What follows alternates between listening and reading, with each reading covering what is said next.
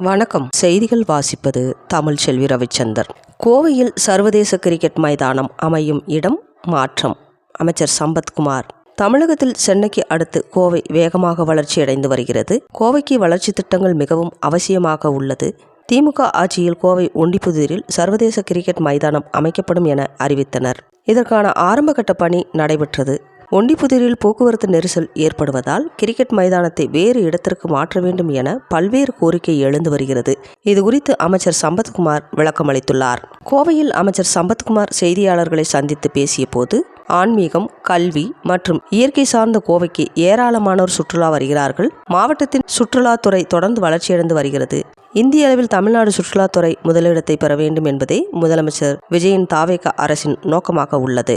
தமிழகத்தை சுற்றுலாத்துறையில் முதலிடத்திற்கு கொண்டு வருவதற்கான அனைத்து நடவடிக்கைகளும் எடுக்கப்படும். முதலமைச்சர் பொறுப்பேற்ற பிறகு அனைத்து துறைகளும் சுறுசுறுப்பாக இயங்கி வருகிறது. சுற்றுலாத்துறை அமைச்சர் ராஜேஷ்குமாரும் கோவை மாவட்டத்தின் சிறப்புகளை நன்கு அறிந்தவர்.